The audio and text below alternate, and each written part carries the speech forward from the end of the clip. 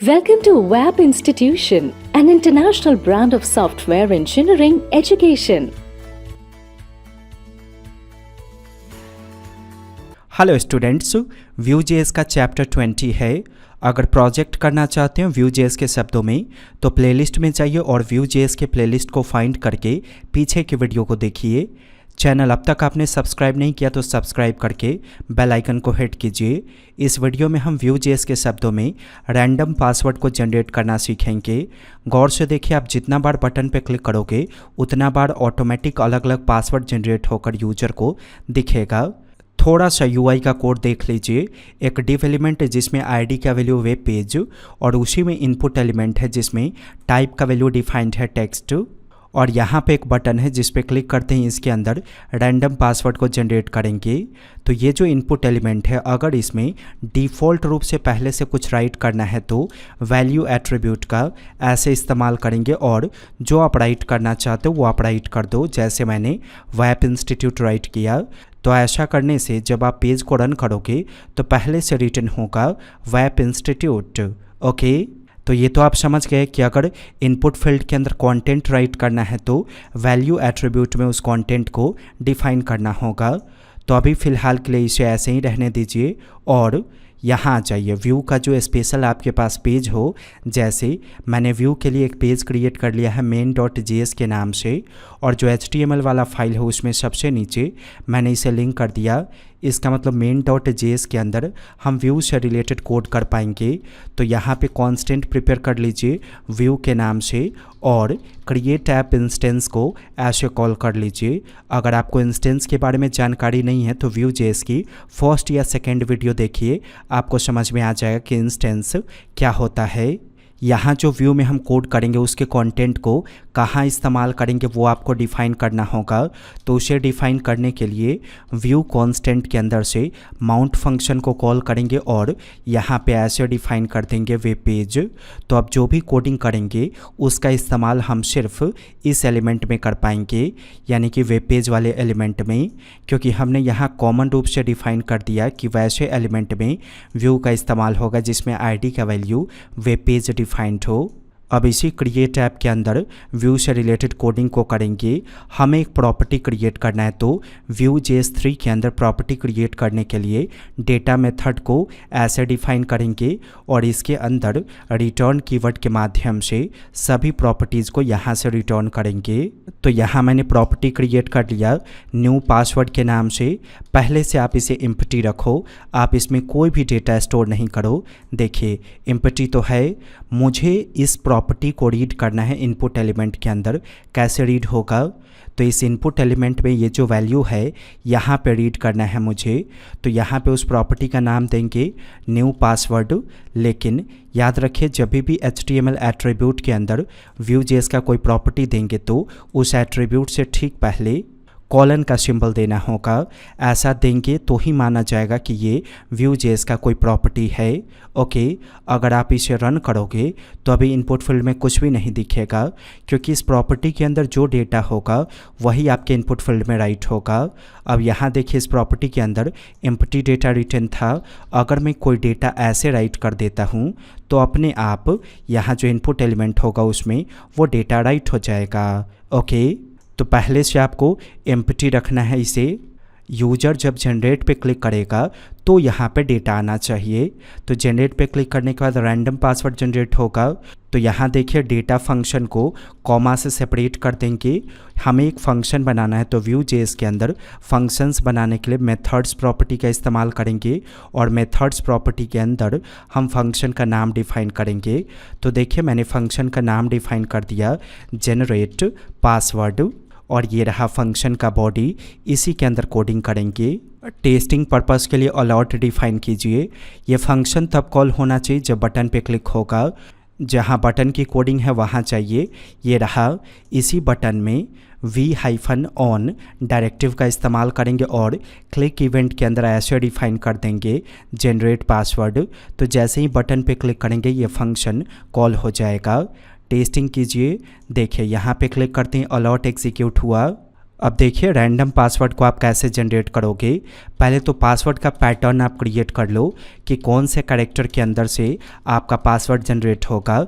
तो अपने मन से यहाँ पे मैक्सिमम कैरेक्टर्स को इनपुट कर दीजिए। थोड़ा सा कॉम्प्लिकेटेड ऐसे इनपुट कर देंगे ताकि कॉम्प्लिकेटेड तरीके से आपका पासवर्ड वगैरह आए।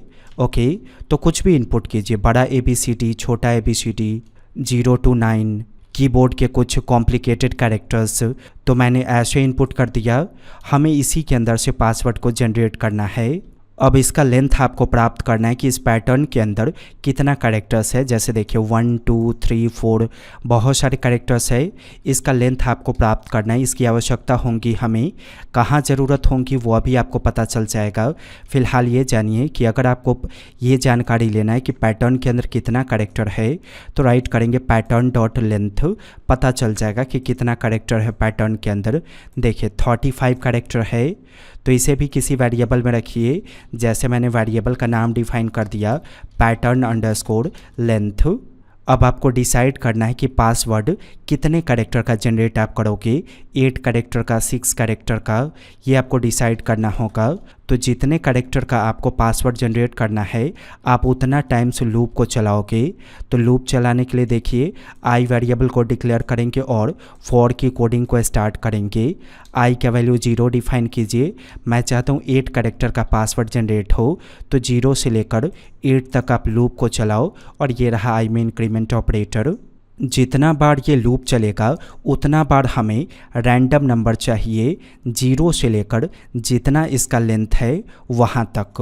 ओके, पहला काम ये करना है हमें।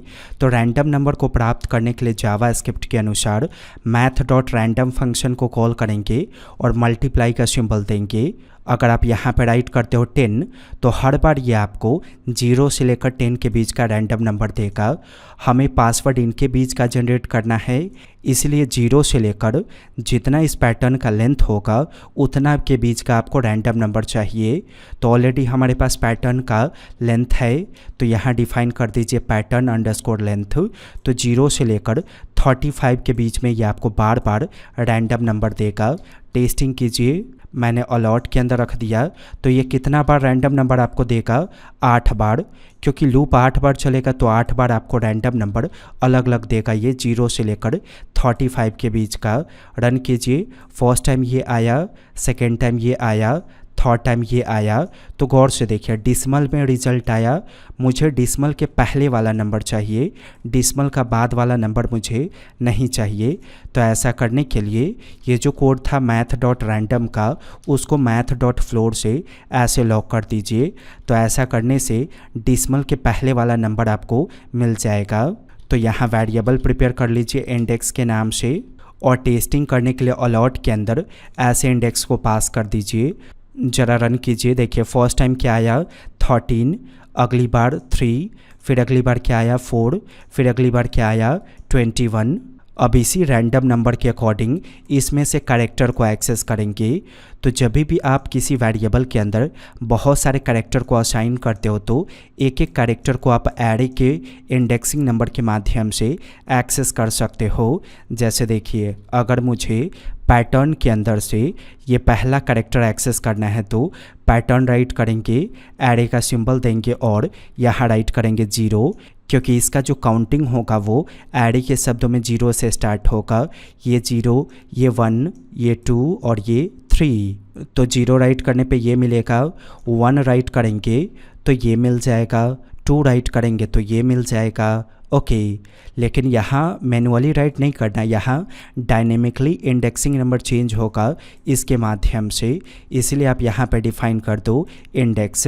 तो क्या होगा, जो रैंडम नंबर इसमें आएगा, जैसे रैंडम नंबर फर्स्ट टाइम 3 आया तो पैटर्न के 3 इंडेक्सिंग नंबर पे जो भी डेटा होगा वो आपको मिल जाएगा। जैसे 0, 1, 2, 3, यानी कि फर्स्ट टाइम आपको क्या मिलेगा $। फिर अगली बार जब ये कोड चलेगा तो जो भी इंडेक्सिंग नंबर होगा वो इंडेक्स नंबर यहाँ आएगा। ऐसा मान लीजिए अगली बार जब ये कोड चला तो यहाँ इंडेक्सिंग नंबर आया 0, तो 0 इंडेक्सिंग नंबर पे पैटर्न में जो भी होगा वो आपको मिल जाएगा ज़रा फॉर के ऊपर एक वेरिएबल प्रिपेयर कर लीजिए।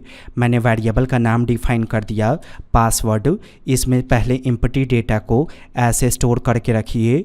जो भी ये पासवर्ड आपको जनरेट करके देगा उस पासवर्ड को इसके अंदर असाइन कर दीजिए। तो असाइन करने के लिए एडिशन असाइनमेंट ऑपरेटर का इस्तेमाल करेंगे। यहाँ एडिशन असाइनमेंट ऑपरेटर हमने क्यों दिया, ज़रा इसको समझिए। फर्स्ट टाइम अगर ये इसमें से कोई लेटर दिया, मान लीजिए इसने F दिया तो वो पासवर्ड में गया, ठीक है। अगली बार मान लीजिए इसने आपको G दिया तो F रह जाना चाहिए इसमें और G आ जाना चाहिए। बात समझ में आया? पिछला डेटा रह जाना चाहिए और अगला डेटा कॉन्कैटिनेट हो जाना चाहिए। इसके लिए हमने एडिशन असाइनमेंट ऑपरेटर का इस्तेमाल किया।